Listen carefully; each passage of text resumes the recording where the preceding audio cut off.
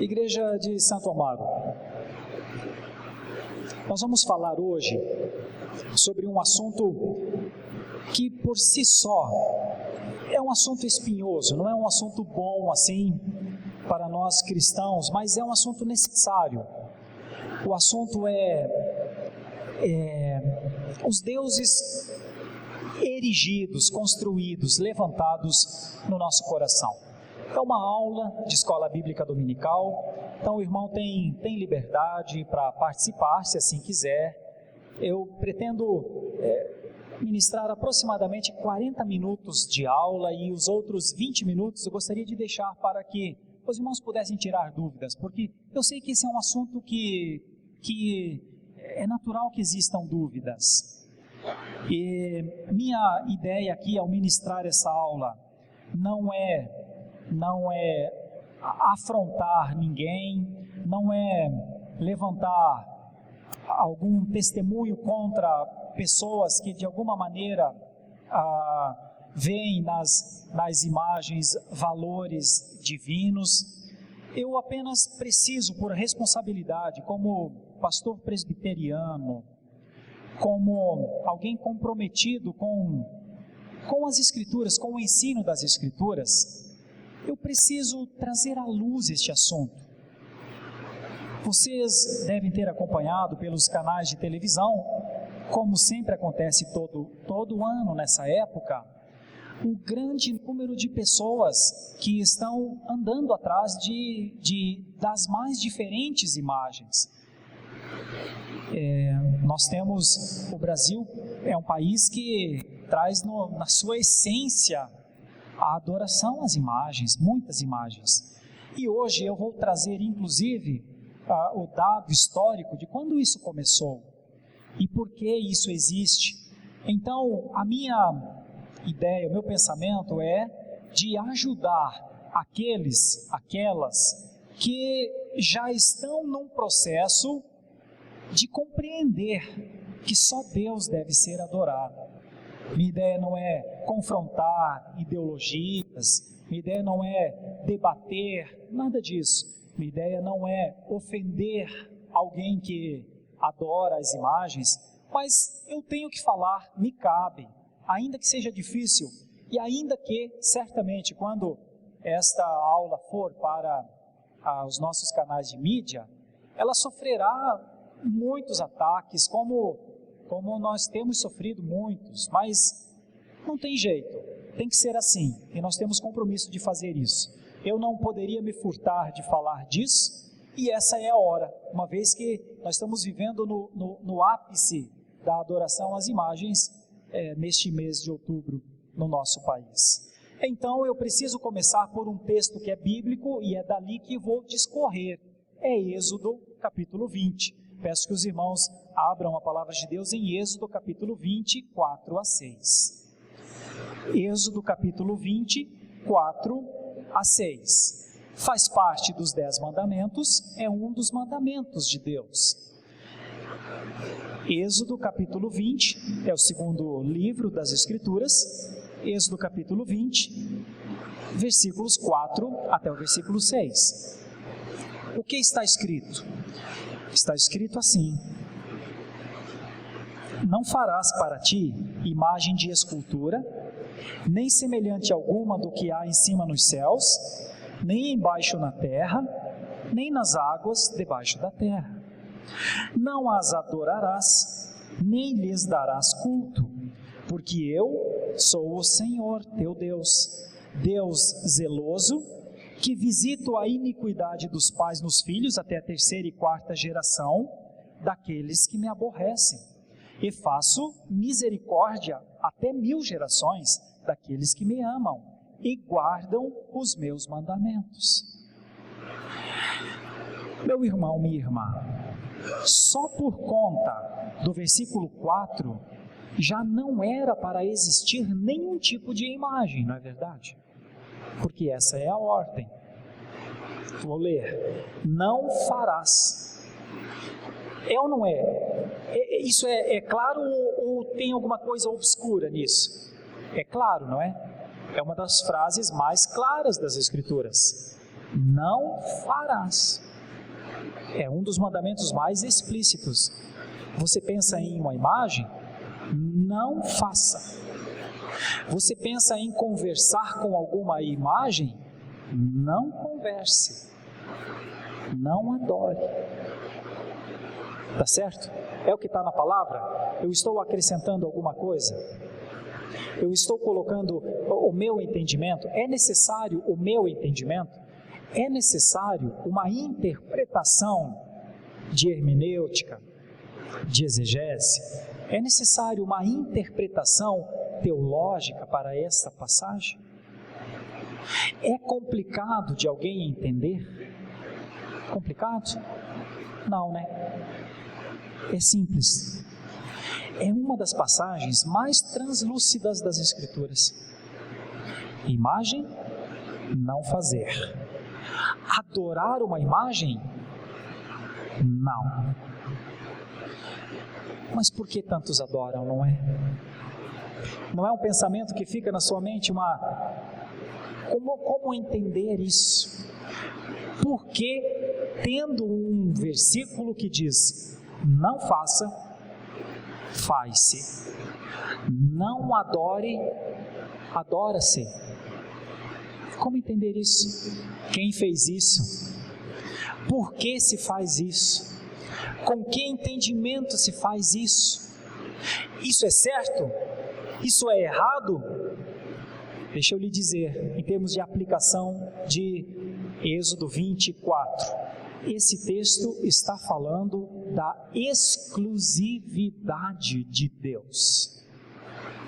Deus disse que não era para que nenhum tipo de imagem fosse feita, porque só Ele deve ser adorado. Então, quando eu adoro uma imagem, converso com uma imagem, peço alguma coisa a uma imagem, agradeço a uma imagem, eu deveria estar fazendo aquilo diante de quem? Diante de Deus.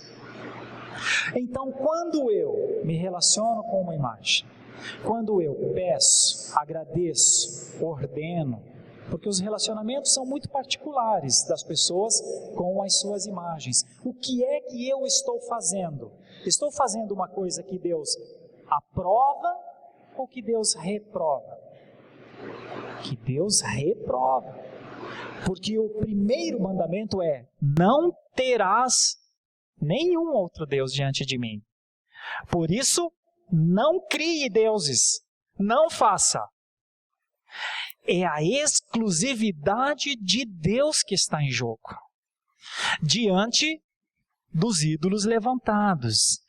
É a glória de Deus que está em jogo. Porque todas as vezes que eu me relaciono, até mesmo dizendo que aquela divindade, que aquela imagem fez alguma coisa por mim, se alguma coisa foi feita por mim, quem fez? Deus.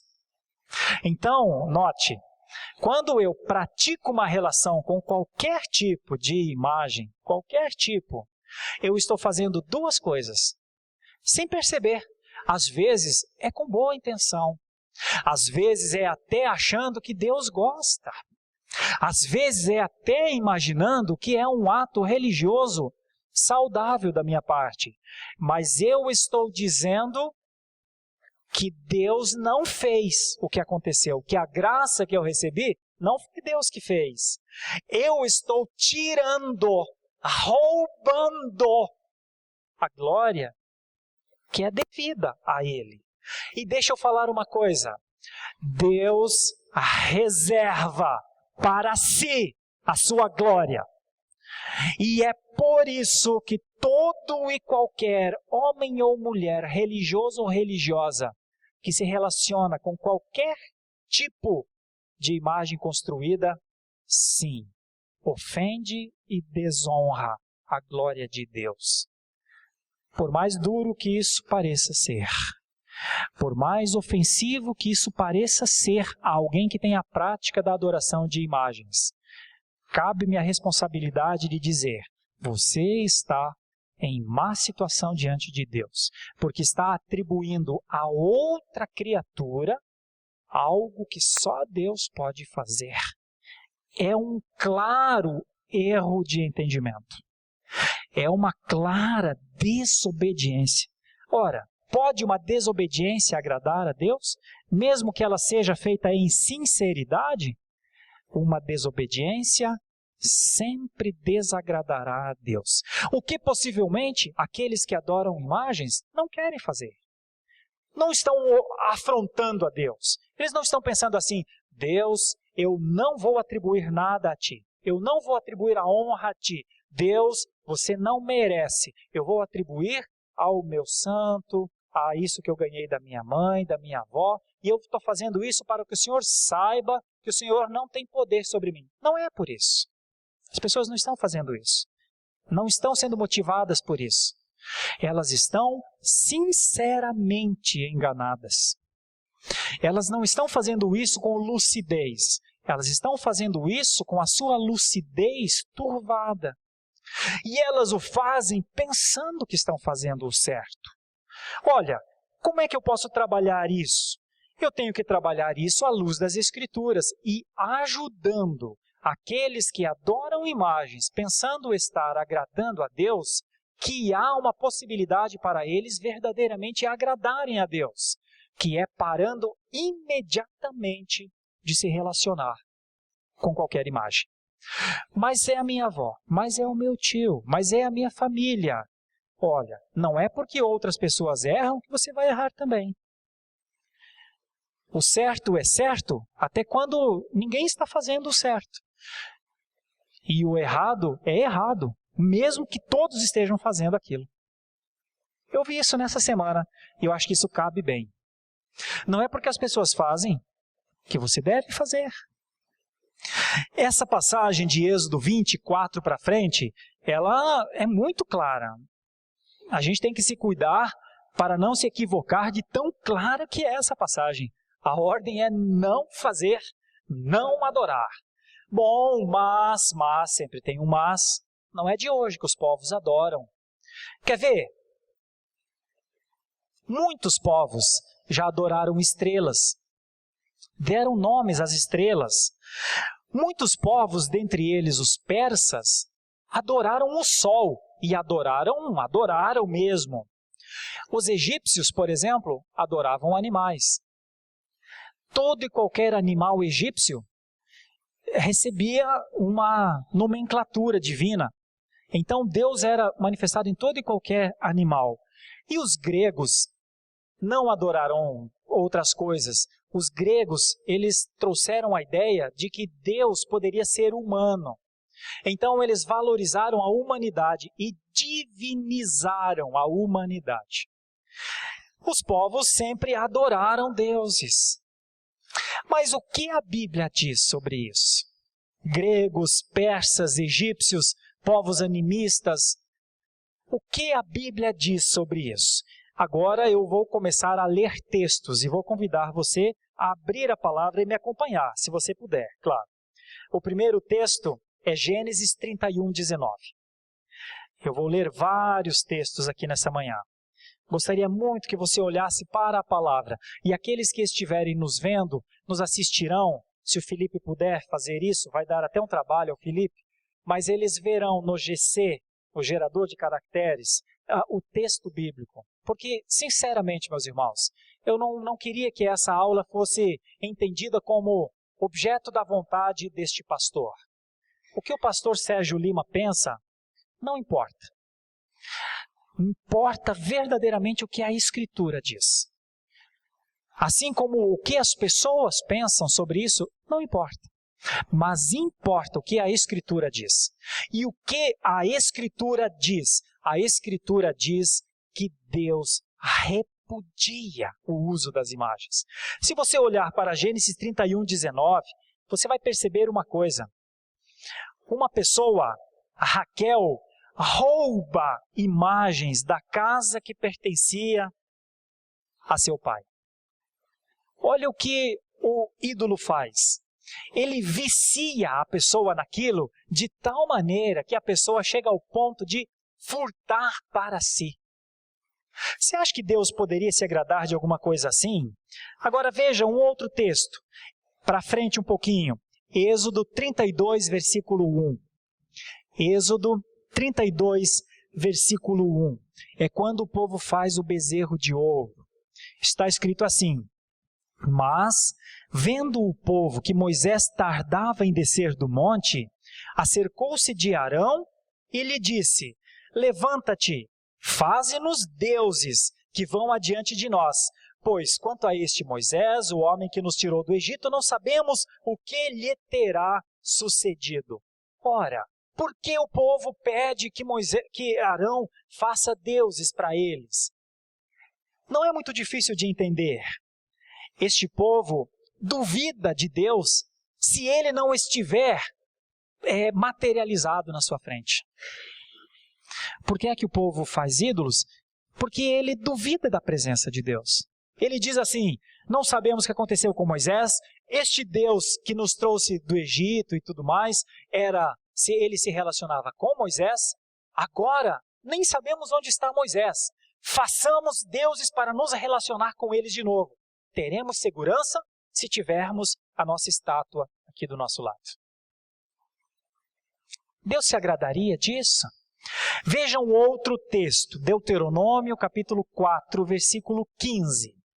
Importante, você vai ver, eu estou seguindo a Bíblia. Então, mais para frente, Deuteronômio capítulo 4, versículo 15. Olha só o que está na lei de Moisés. Deuteronômio 4, 15. Guardai, pois, cuidadosamente a vossa alma, pois aparência nenhuma vistes no dia em que o Senhor vosso Deus vos falou em Horebe, no meio do fogo.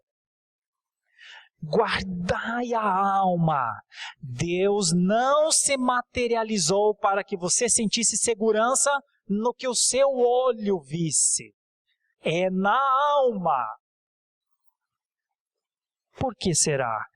Não tenho dúvidas. Quem pratica a relação com imagens se afasta do Deus verdadeiro. Ele pensa que não, ele pensa que ele é útil, mas ele se afasta do Deus que mora na alma e ele passa a depender do que seus olhos veem. Então, aquela ideia de façamos-nos deuses, porque nós ficamos, se Deus não estiver presente, a gente está sem proteção, de novo está nesse versículo. Fazer um ídolo ou adorar um ídolo é uma sensação de segurança, baseada nos olhos, enquanto a segurança verdadeira é a presença de Deus na alma. Porventura, Deus gostaria que se fizesse isso? Quer ver outra coisa muito séria que acontece na prática da adoração às imagens? É a substituição da majestade de Deus. É trocar, é não dedicar a honra e a glória e o poder a este Deus maravilhoso, vivo, completamente vivo e em operação, a alguma coisa que a gente olha e que não pode fazer nada. Vejam os textos. Agora eu vou ler Isaías. Abra primeiro em Isaías 40, 18. E eu vou ler 4 textos em Isaías, sempre no livro de Isaías. Isaías, capítulo 40, versículo 18. Olha o que diz o texto. Com quem comparareis a Deus? Ou que coisa semelhante confrontareis com Ele? É possível fazer uma imagem de uma divindade do Deus que nós conhecemos? Não é possível fazer. É isso que o texto diz então. Veja o que o outro texto de Isaías 45, 9 diz. Isaías capítulo 45, versículo 9. Ai daquele que contende com o seu Criador e não passa de um caco de barro entre outros cacos. Acaso dirá o barro ao que lhe dá forma: que fazes? Ou a tua obra não tem alça? Deus é um Deus vivo, é um Deus de relacionamento, é um Deus que ouve.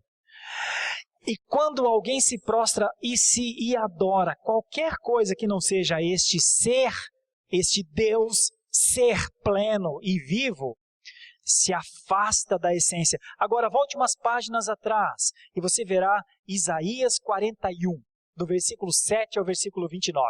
O texto é longo, eu não lerei todo o texto, mas eu lerei um pouquinho e o irmão já entenderá o que é que estes versículos querem dizer.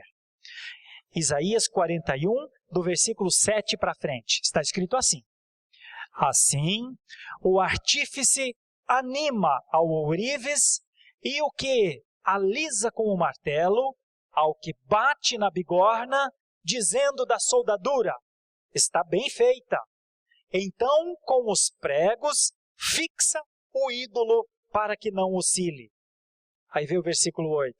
Mas tu, ó Israel, servo meu, tu, Jacó, a quem elegi, descendente de Abraão, meu amigo, tu, a quem tomei das extremidades da terra e chamei dos seus cantos mais remotos, a quem disse, tu és o meu servo, eu te escolhi e não te rejeitei. Não temas, porque eu sou contigo. Não te assombres, porque eu sou o teu Deus. Eu te fortaleço e te ajudo e te sustento com a minha destra fiel. Os povos levantarão imagens, soldarão as imagens, pintarão as imagens e dirão a elas, faz o que estou te pedindo.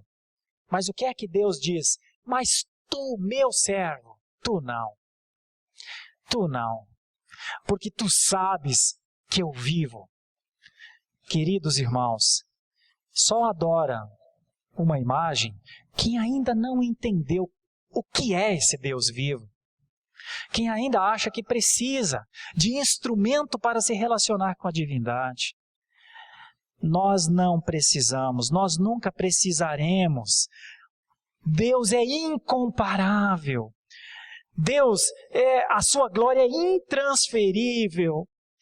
Tudo aquilo que se fizer, qualquer imagem de escultura, sempre afastará o homem da sua relação pura com Deus. E lá no final, ofenderá o Senhor. Como eu gostaria de ver irmãos abandonando esta prática no Brasil. Não é porque o Brasil é um país que adora imagens que as pessoas têm que continuar adorando. Só adoram se não entenderem que Deus chama pessoas para um relacionamento vivo e verdadeiro. Mas aqui a palavra está ajudando a entender isso. Se você olhar para as Escrituras ainda mais à frente, em Atos capítulo 17 agora, Atos capítulo 17, versículo 29, esse texto vai dizer que a divindade não pode ser reproduzida por coisas, por materiais, mesmo que eles sejam de muito valor. Sendo, pois, está escrito em Atos capítulo 17, versículo 29, sendo, pois, geração de Deus, não devemos pensar que a divindade é semelhante ao ouro, à prata ou à pedra, trabalhados pela arte e imaginação do homem. Então, imagens de Jesus, então, Jesus no crucifixo, então, imagens dos pais de Jesus, então, imagens dos grandes e maravilhosos homens que existiram sobre a terra, não devem ser feitos. Não deveriam se parecer com divindades. Essa é a grande instrução de Êxodo 24:6. Não. Imagens? Não. Adoração? Não. Por que será que isso ofende, irmãos? Porque isso não está sendo dito para ofender. Entende o que eu quero dizer? Eu não estou lendo esse texto para brigar com pessoas, eu não estou lendo esse texto para ofender quem adora, eu estou lendo este texto para dizer a quem adora que há um caminho melhor. Isso aqui não é objeto de demanda, isso aqui não é briga entre religiões. Isso aqui é uma exposição bíblica para alguém que ainda adora imagens, adorar a Deus. Minha missão é essa. Ainda que seja difícil, mas eu repito, insisto, falo de novo, tantas quantas vezes for necessário. Isso é para ajudar, isso é para limpar, para desanuviar uma mente que acha que agrada a Deus adorando imagens. Nós só agradamos a Deus adorando a Ele. Ele não pode ser comparado a absolutamente nada.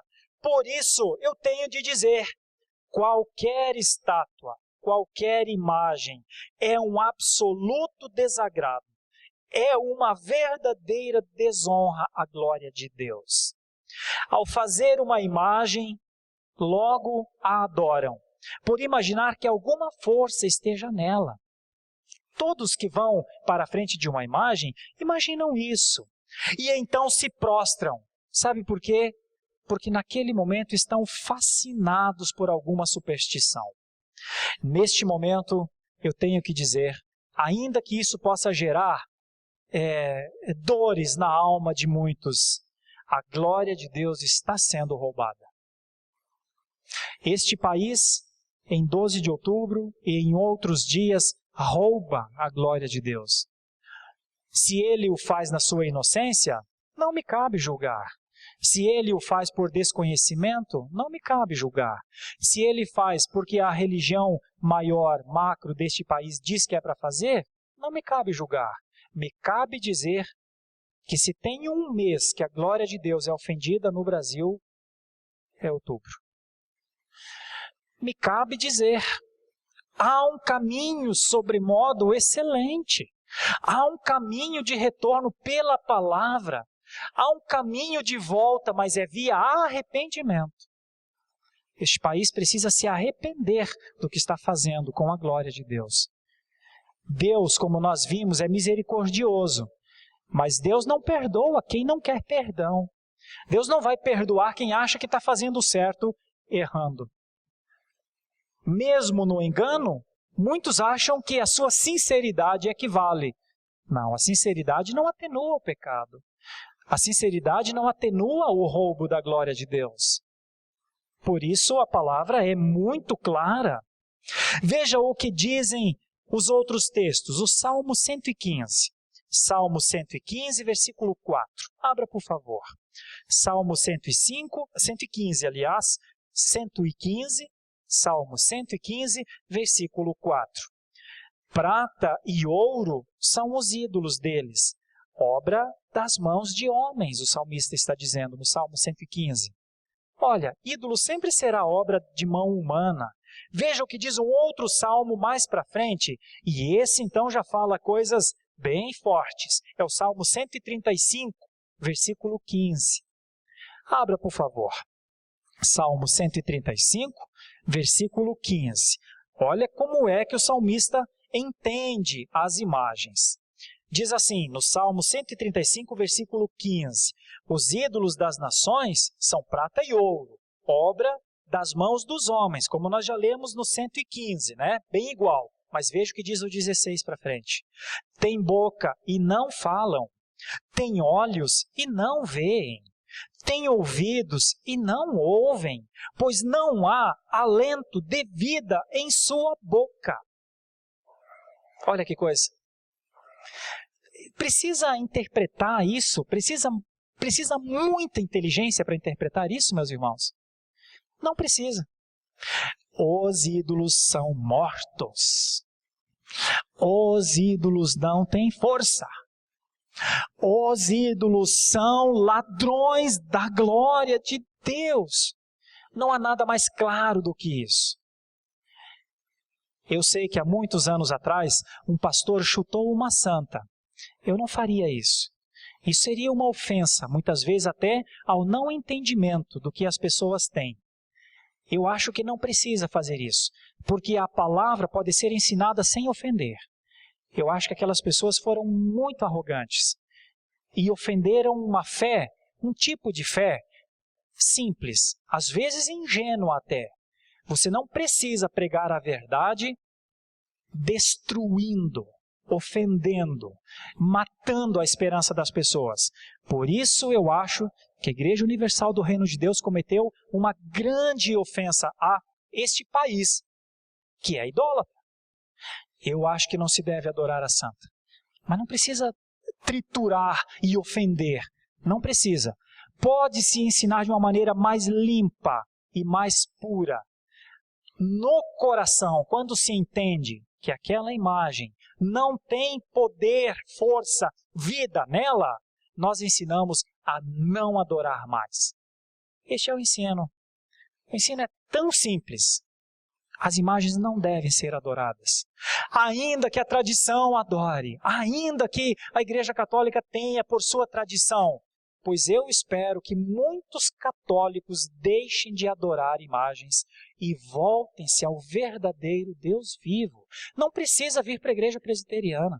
Eu não estou fazendo isso para encher a Igreja Presbiteriana de Santo Amaro de gente, embora é minha alegria ver pessoas conhecendo a verdade, se voltando à verdade. Mas acredite, eu não estou fazendo isso buscando alguma satisfação própria ou algum ganho pessoal. Minha ideia é contribuir com o fenômeno missiológico nesse país.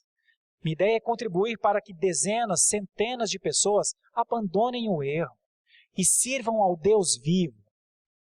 Nos tempos bíblicos, pelo menos 2 povos, dos quais um eu me lembro com ênfase, os Tessalonicenses, eles adoravam a deusa Diana. Eles tinham, perto de Éfeso, a Diana dos Efésios, ela tinha um templo muito, mas assim, muito grande mesmo. Tanto é que os estudiosos dizem que era 4 vezes o tamanho do Partenon grego, que era o templo dos heróis gregos, o panteão dos heróis da Grécia. Pois o templo da rainha Diana, da deusa Diana, era enorme, muito maior.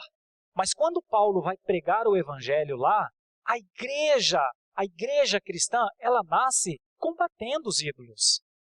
Me é muito estranho uma igreja que nasce combatendo os ídolos, hoje criar ídolos.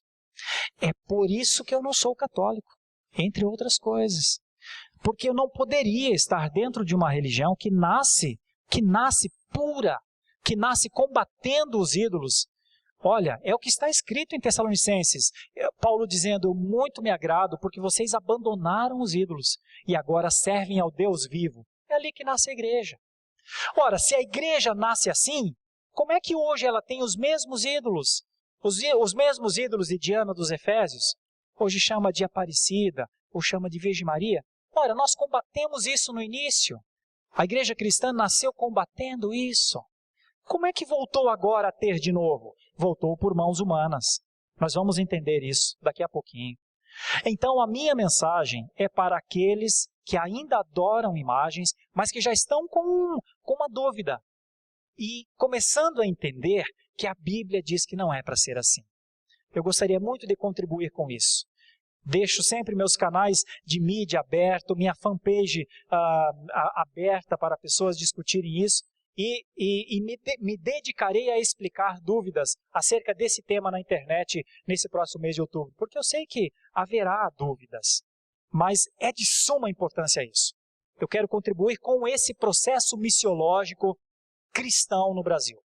Se Deus der a graça, pessoas talvez deixarão, talvez esse tenha sido o último outubro de idolatria. E eu quero trabalhar para isso, para a glória de Deus. Eu olho aqui para o texto e vejo uma outra forma. Volte para Isaías, no capítulo 44, no versículo 12. Isaías 44, versículo 12. Você vai perceber uma coisa aqui fundamental. Vai perceber que várias vezes nas Escrituras nós temos a ideia clara que o homem faz ídolos e parece que esse ídolo tem vida, mas ele não tem. Diz o versículo 12, o ferreiro faz o machado, trabalha nas brasas, forma um ídolo a martelo e forja-o com a força do seu braço. Ele tem fome e a sua força falta, não bebe água e desfalece. O 13, o artífice em madeira estende o cordel e com o lápis esboça uma imagem, alisa-a com plana, marca com o compasso e faz a semelhança e beleza de um homem que possa morar em uma casa. Bom, os textos para frente vão falar várias coisas. O versículo 15 vai dizer: tais árvores servem ao homem para queimar. Com parte de sua madeira se aquenta e coze o pão. E também faz um Deus e se prostra diante dele. Esculpe uma imagem e se ajoelha diante dela. Metade queima no fogo, com a outra metade usa para cozer a carne.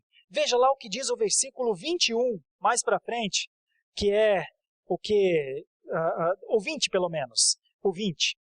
Tal homem se apacenta de cinza, o seu coração enganado o iludiu, de maneira que não pode livrar a sua alma, nem dizer, não é mentira aquilo em quem confio. E aí o 21, lembra-te dessas coisas, ó Jacó, ó Israel, porquanto és meu servo, eu te formei, tu és meu servo, ó Israel, não me esquecerei de ti. Então, enquanto o povo não lembra desse Deus presente que está em relação constante e constrói suas imagens, seus ídolos, cria relacionamento com elas, diz o que elas têm que fazer, quando pede alguma coisa e algo lhes acontece, diz que foi aquela imagem que fez, Deus está dizendo, mas com você que me conhece, não deve ser assim.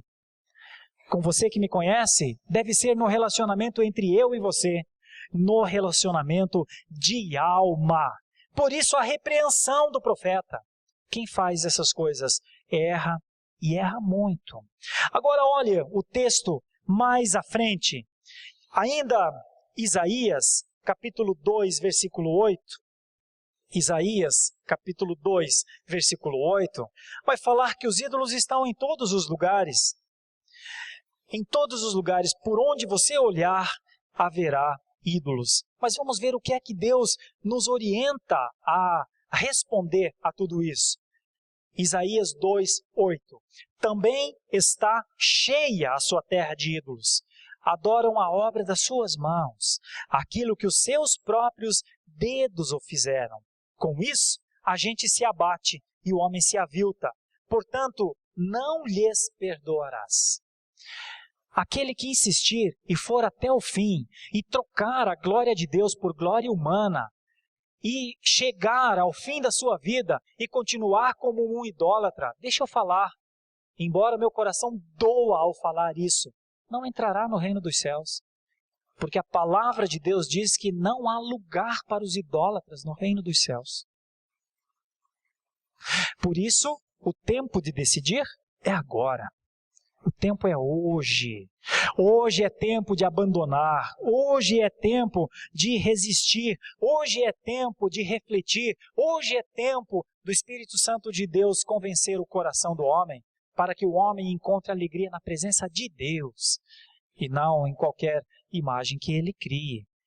Eu insisto, eu não estou querendo ofender a ninguém, mas se eu calado peco mais contra Deus do que talvez ofenda a quem discorde dessa mensagem. Eu não estou aqui para ofender ao povo brasileiro. Ao contrário, eu estou aqui para pregar o Evangelho ao povo brasileiro, ainda que pequeno seja e que muito grande nunca serei. Mas não tenho para onde ir, a não ser pregar isso, e peço que Deus me ajude. Está escrito aqui em Isaías 31, capítulo 7, pois naquele dia cada um lançará fora os seus ídolos de prata e os seus ídolos de ouro, que as vossas mãos fabricaram para pecardes. Eu lamento as fábricas de ídolos. Elas são fábricas de pecado. Elas são fábricas para levar o povo ao descaminho. Elas são fábricas para levar o povo a errar. Errar na glória devida ao Senhor. Deus é tão bom. Deus é tão maravilhoso. Deus é tão perdoador. Deus é tão paciente. Deus o tempo inteiro olha pelos seus filhos como um pai perfeito. Mas quando o povo vai adorar, adora uma obra que ele criou. É por isso, isso é a apologética da adoração. Veja um outro texto, Isaías 57, versículo 10.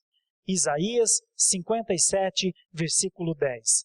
Quando um homem inventa um culto da forma que ele quer, esse culto sempre será detestável.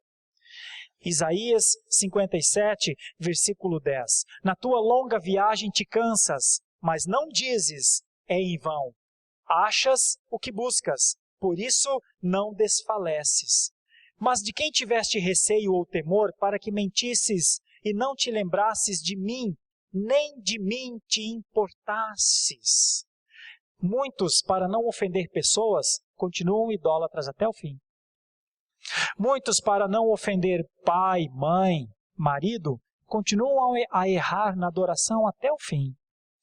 Eu preciso dizer, é preferível que você desagrade alguém que você ame, mas agrade a Deus que te ama mais do que tudo. É necessário que essa reflexão seja feita. Quando um homem inventa um culto, ele sempre será detestável para Deus. Toda a criação de imagens são cultos inventados por homens. Nunca foram ensinados por Deus. Homens inventaram e levaram multidões, até países, ao equívoco. Nós entre eles como nação brasileira. Deixa eu lhes mostrar ainda um outro texto. Salmo 115, versículo 8. Olha como é que Deus trabalha essa questão com os impenitentes, com os que não voltam atrás, com os que querem continuar com a sua prática, mesmo que a Escritura diz o tempo inteiro, para com isso, não faça isso. O mandamento é não fazer, é não adorar. Veja como é que Deus trata aqueles que ainda insistem e não param. Do versículo 3 para frente, está escrito assim: no céu está o nosso Deus, e tudo faz como lhe agrada. Prata e ouro são os ídolos deles, obras das mãos dos homens, como nós já lemos antes. Tem boca e não falam, tem olhos e não veem, tem ouvidos e não ouvem, tem nariz e não cheiram.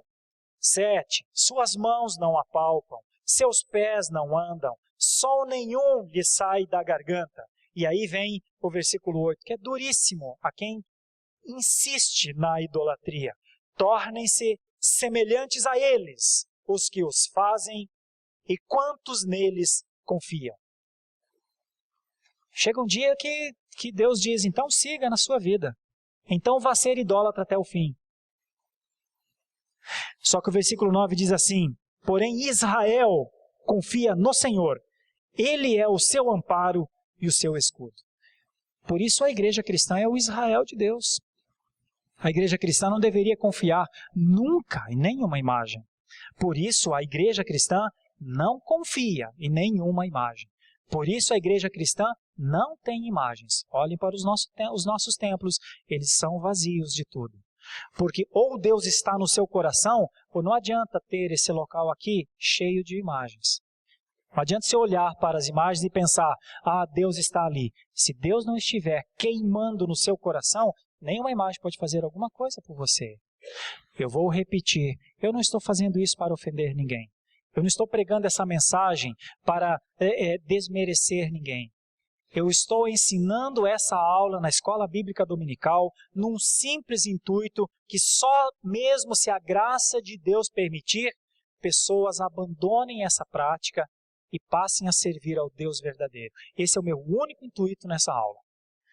Contribuir com a religiosidade simples, pura e verdadeira nesse país, já tão assolado por tantas coisas ruins, às vezes economicamente, às vezes socialmente, às vezes no campo da ética, no campo da moral. Mas nenhuma coisa é tão aviltante a um povo inteiro quando a sua religião é deturpada. Porque um homem com boa religião consegue viver com mais equilíbrio na sociedade. Mas se a sua religião for deturpada, provavelmente todas as outras áreas estarão deturpadas também. E o nosso país é de uma religiosidade deturpada. Então eu não estou ofendendo quem pratica essas coisas, mas estou querendo servir a esse entendimento. Que Deus dê graça para isso. Como é que tudo isso começou? Eu vou dizer, porque poderia alguém pensar, de onde esse pastor está inventando essas coisas? Por que não pode ter imagens? Deixa eu lhes dizer como isso começou. Houve um homem, era o ano 600, pouco depois de 600 depois de Cristo. Foi quando a Igreja Católica deu início ao papado. Houve um homem chamado Gregório Magno. Foi este homem que disse o seguinte, olha, essa frase é forte, mas eu tenho que dizer porque ela explica. Essa frase não é minha, não sou eu quem estou dizendo, mas é uma das frases mais duras e mais fortes que eu já vi alguém falar. O Papa Gregório Magno disse que as imagens são os livros dos ignorantes. As imagens são os livros dos ignorantes. Eu digo para você, eu não diria isso, porque eu acho que é uma das coisas mais duras que alguém pode dizer. Que as imagens são as letras, que é o livro, é a condição que o ignorante tem para entender a Deus. Não sou eu que estou dizendo isso, foi Gregório Magno que disse. E ele disse isso, eu até entendo na época, muitos não sabiam ler na época. Nós estamos falando do ano 700 depois de Cristo, entre 600 e 700 depois de Cristo. Então até caberia uma aplicação, que se o povo brasileiro não soubesse ler, ignorasse as Escrituras, então veria nas imagens uma aparência de divindade, não é? Mas o povo brasileiro sabe ler. O povo brasileiro não pode ser relegado a esse nível de ignorância. Então por que ainda adora a imagem, não é? É um ponto para pensar. Por quê? Bom, não foi só Gregório Magno que disse isso. Houve um momento, 200 anos depois disso, lá pelo ano 780, houve um concílio, chamado de Segundo Concílio de Nicéia. Tem um concílio de Nicéia que é de 324 depois de Cristo. É o concílio que discute o credo. É de onde nós temos o credo apostólico, creio em Deus Pai Todo-Poderoso, Criador dos céus e da terra. Esse é o credo do concílio de Nicéia, do primeiro concílio de Nicéia, em 325. Em 787, houve um novo concílio de Nicéia, invocado por uma imperatriz chamada Irene. E esse segundo concílio de Nicéia, então, debateu sobre justamente a iconoclastia. A iconoclastia quer dizer a imagem, adora a imagem, serve a imagem, cultua a imagem, afinal de contas, como é que faz? E neste segundo concílio de Nicéia, então, em 787, ficou estabelecido que a igreja deveria adorar as imagens.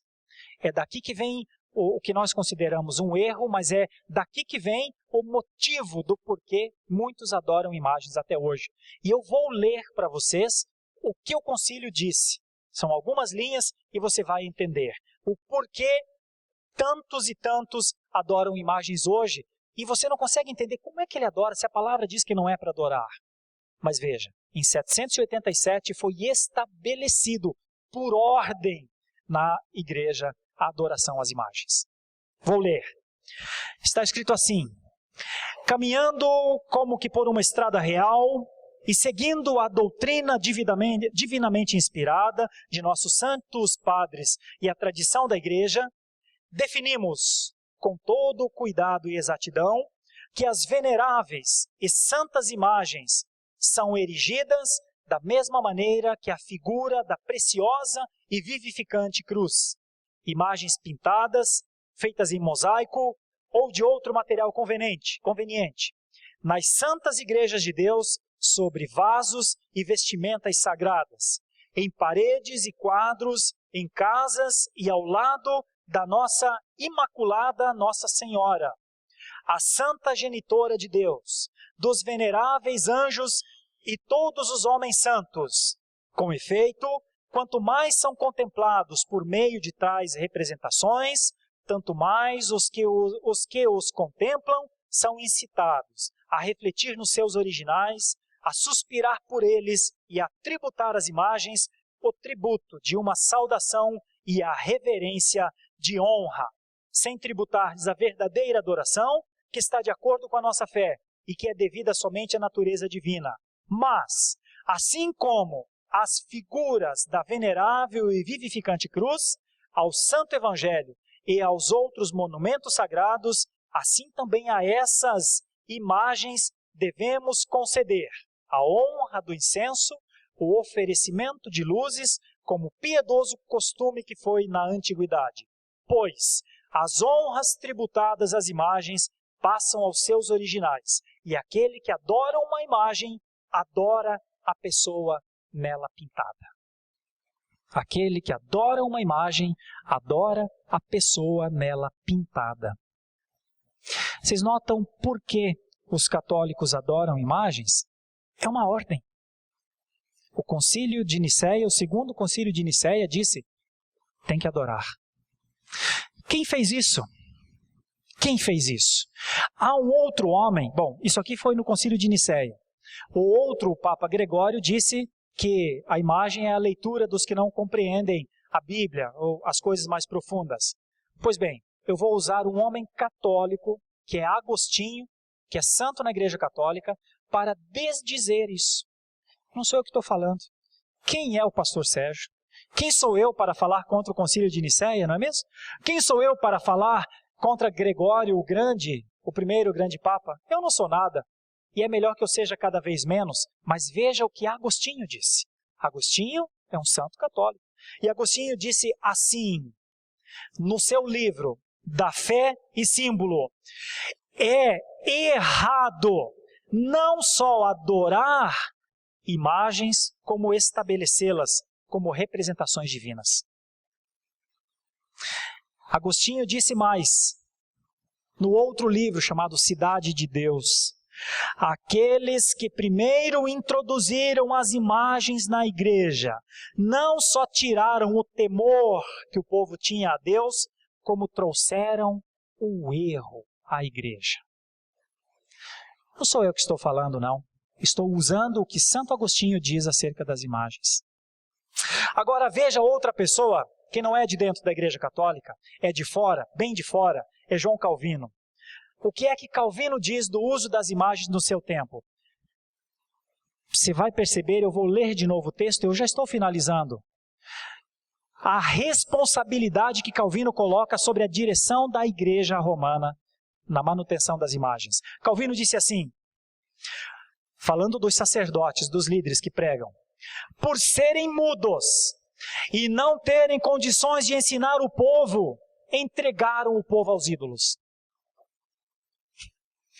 Pelo fato de os santos padres não terem condições de ensinar o caminho da verdade ao povo, disseram: deixa que esse ídolo te ensine, deixa que esse ídolo te guie.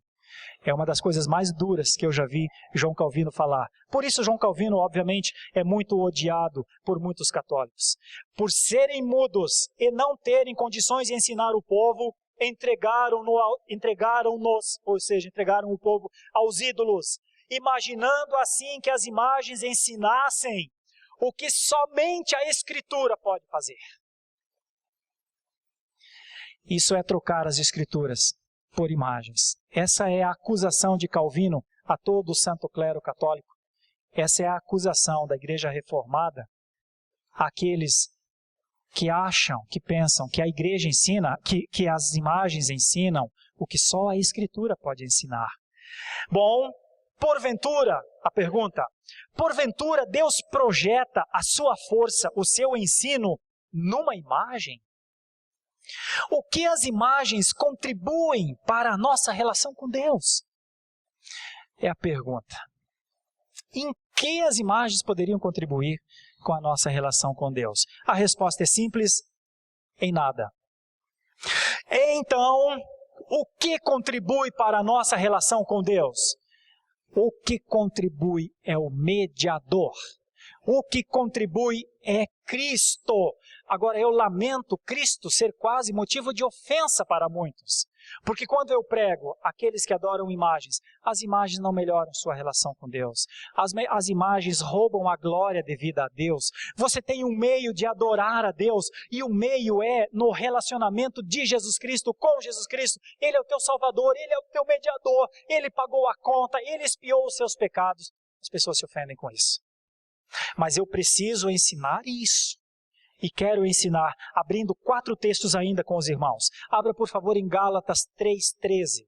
Eu estou fazendo a defesa que Cristo é o único que pode conduzir a nossa glória ao Senhor. Nenhuma imagem de escultura que foi dito para não fazer contribui para essa relação com Deus. Mas veja o que Cristo é. Gálatas 3, versículo 13. Cristo morreu por nós. 13, versículo 13, né? Gálatas 3, versículo 13. Cristo nos resgatou da maldição da lei, fazendo-se Ele próprio maldição em nosso lugar, porque está escrito: maldito todo aquele que for pendurado no madeiro. Então não é para fazer cruz e achar que o fato de ter a cruz melhora a nossa relação com Deus. O fato é entender quem é Cristo e que Ele morreu para nos salvar. Isso ajusta a nossa relação com Deus. Agora veja um outro texto, Hebreus 10, 10, e vocês vão perceber uma outra verdade maravilhosa, que é a oferta do corpo de Jesus. Hebreus capítulo 10, versículo 10 também. Nessa vontade é que temos sido santificados, mediante a oferta do corpo de Jesus, uma vez por todas. Olha, se Cristo se tornou o nosso sacrifício uma vez por todas, por que fazer sacrifícios diante das imagens? É desnecessário. Pelo amor de Deus, eu não queria que aqueles que nos ouvirão depois se sentissem ofendidos por isso. Eu estou querendo ajudar, dizer claramente, não é preciso. Abandonar a adoração de qualquer imagem só agrada a Deus. Eu estou querendo melhorar a sua situação com Deus. Não estou querendo lhe fazer mal. Estou querendo lhe dizer, há um caminho para viver com Deus em plenitude. E certamente não é pelas imagens. Certamente não é. Veja o que Jesus fez em Apocalipse 1, versículo 5. Apocalipse 1, versículo 5. Ele nos limpou da parte de Jesus. Nós temos a fiel testemunha, o primogênito dos mortos, o soberano dos reis da terra. Quem tem Jesus não precisa de mais nada. Sabe, é Jesus e só. Nada mais. Qualquer coisa além de Jesus perturba a nossa relação com Ele. E da parte de Jesus Cristo, a fiel testemunha, o primogênito dos mortos e o soberano dos reis na terra. E o último texto é Romanos 5:10. Ao toque da campainha, reconciliou-nos com Deus. Um reconciliado com Deus não precisa de mais nada para melhorar a sua relação com Deus. Por quê? Se nós, está escrito em Romanos 5:10, por quê? Se nós, quando inimigos, fomos reconciliados com Deus mediante a morte do seu Filho, muito mais, estando já reconciliados, seremos salvos pela sua vida. E não apenas isso, mas também nos gloriamos em Deus por nosso Senhor Jesus Cristo, por intermédio de quem recebemos agora a reconciliação. Jesus Cristo é vida, meus irmãos. Ele reconciliou-nos e nos dá a vida. Por isso, eu finalizo que este ensino de Jesus no centro é mais profundo do que todas as imagens do mundo. Que Deus nos ajude, nos dê paciência, misericórdia, para quando tivermos de falar sobre isso com aqueles que talvez Deus colocará na nossa vida para que nós façamos bem a eles. Nós não precisamos ofendê-los. Nós podemos pregar a palavra e testemunhar a nossa relação com Deus de tal maneira que eles percebam o quanto nós somos felizes em Deus, o quanto nós somos satisfeitos em Deus, o quanto nós confiamos na vontade de Deus, o quanto nós adoramos a Deus porque Ele é digno de receber toda a adoração. E então, talvez, nos ouvirão. Que Deus nos abençoe, em nome de Jesus. Eu sei que o nosso tempo estourou, 11h35, mas eu preciso deixar aberto para se alguém tiver alguma dúvida e quiser perguntar. Pelo menos uma pergunta, se alguém tiver, para que eu não seja desonesto com vocês.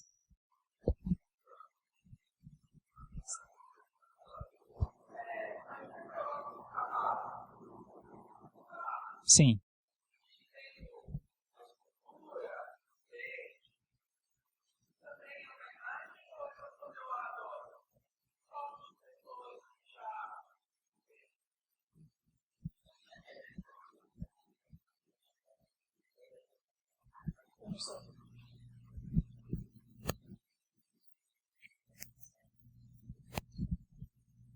Eu gostei da pergunta da Paula, só quero complementar. E se eu gosto muito de ver TV, fico muitas horas e deixo de fazer outras coisas, isso também é imagem?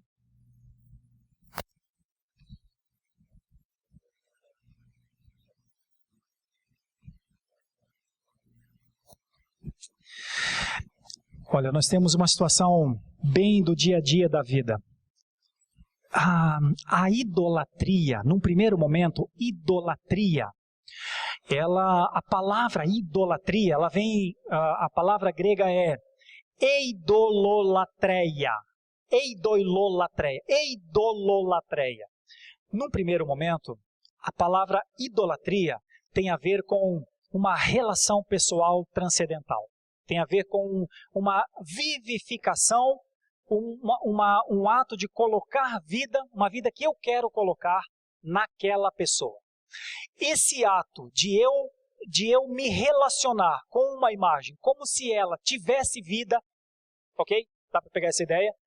Se eu olhar para alguma coisa que seja foto, que seja pintura, que seja mosaico, que seja construção de gesso, e eu tiver algum tipo de relacionamento de transcendência, como que pressupondo que tivesse uma vida dentro dela, é idolatria. Mesmo que não seja a imagem, por exemplo, da Virgem Maria, a imagem de Jesus Cristo, todas as vezes que eu me relacionar com qualquer coisa que é inanimada, que é a ideia de ânima é vida, alma. Qualquer relacionamento que eu tiver com alguma coisa e eu pressuponho, no meu entendimento, pela minha imaginação, um relacionamento com ela, aquilo é idolatria. Aquilo é uma tentativa em vão. Na verdade, quando Paulo fala, ele chama de vã idolatria. Por quê? Porque assim, é uma tentativa que eu tenho de me relacionar com alguém que não se relaciona comigo. Com pessoas eu me relaciono. Com Deus eu me relaciono. Mas com essa madeira eu não me relaciono. Se eu quiser dar vida a essa madeira, eu incorro na falsa pretensão de vivificar o que é invivificável. Irmãos, isso acontece bastante, viu? Eu vou dar um exemplo só, um exemplo curto, que eu não quero delongar vocês. Uma vez eu e um presbítero fomos visitar uma casa. E nós chegamos numa casa e tinha nessa casa um elefantinho. Sabe aquele elefantinho que fica de vez em quando na porta? Ou aquele... Eu não sei, tem um que até faz assim com a mão. Não tem? É o gato. Ok. E o presbítero que estava comigo... Bom, e a pessoa perguntou, e o que eu faço com isso aqui? E o presbítero que estava comigo disse assim, meu irmão, minha irmã, se eu fosse você, jogava isso fora. Porque você não precisa de mais sorte na sua casa, entendeu? Porque a ideia do elefantinho é uma ideia de sorte. E a ideia do gato, eu não sei o que é, eu só sei que ele está com a mão o tempo... Mas tu não precisa, de verdade, sem ofender, mas não precisa. Você não precisa de um cavalo, pensando aqui só na linha do que a Paulo falou, que represente força, porque é uma ideia, é a força, entendeu? Não precisa. As nossas crianças, nossos pais, devemos sempre ter isso em mente com cuidado. O risco das nossas crianças idolatrarem seus super-heróis, por exemplo. Viu? Isso é coisa do dia a dia da nossa vida. Eu tenho criança pequena, que nesse momento está com a camiseta do Homem-Aranha. Não é? Irmãos, é só para pensar. Como é que a idolatria entra na nossa vida? Ela entra das maneiras mais sutis. Bom, espero ter ajudado. Mais uma pergunta então aqui.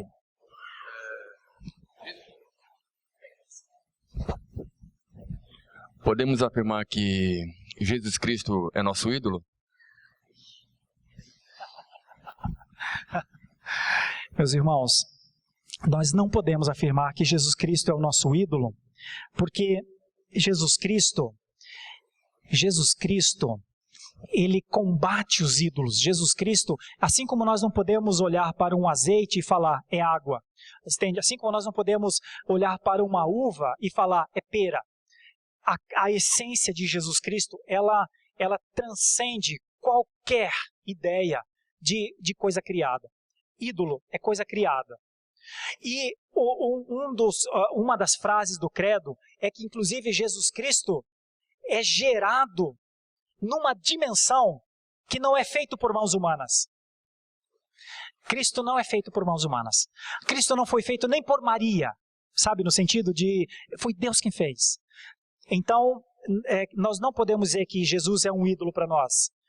Jesus é um exemplo para nós. Jesus é o nosso irmão maior. Jesus é o nosso Salvador. Jesus é o nosso sumo sacerdote. Jesus é o nosso rei. Jesus é o nosso profeta. Jesus é o nosso substituto. Jesus é tudo menos ídolo. Jesus é tudo menos ídolo. Porque um ídolo é manuseável. É uma outra perspectiva da idolatria. Você manuseia o ídolo. E Jesus é imanuseável. Você não dobra Jesus. Elas tentam fazer. Eu preguei aqui alguns dias atrás. Pessoas tentam fazer de Jesus um ídolo quando dizem o que ele tem que fazer. Mas ele não se dobra a isso. Por quê? Porque ele não é um ídolo. Meus irmãos, eu tenho que encerrar. São 20 para o meio-dia. Senão Dona Francelita não vem mais na escola dominical.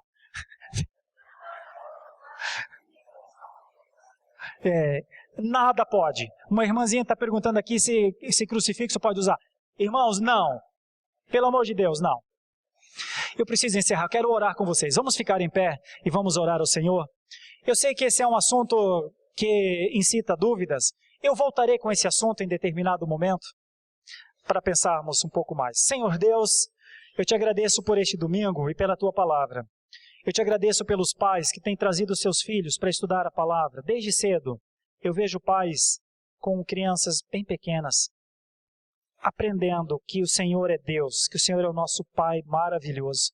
Senhor, eu quero te agradecer por aqueles que o Senhor já abriu seus olhos e sabem que podem confiar em Deus, não precisam confiar em absolutamente mais nada. Eu quero orar por aqueles que ainda terão um caminho pela frente. Quero orar por aqueles que falarão com as pessoas acerca do equívoco das imagens. Dê-lhes graça, dê-lhes sabedoria, dê-lhes amor, dê-lhes paciência, dê-lhes o sentimento de clemência, dê-lhes as condições de poderem ser usados por Ti, Senhor, para libertar, serem usados, porque é o Senhor quem liberta, mas muitos de nós são instrumentos de libertação na vida das nossas famílias. Quem sabe esse outubro termine melhor do que começou. Assim nós oramos, com perdão dos nossos pecados, em nome de Jesus. Amém.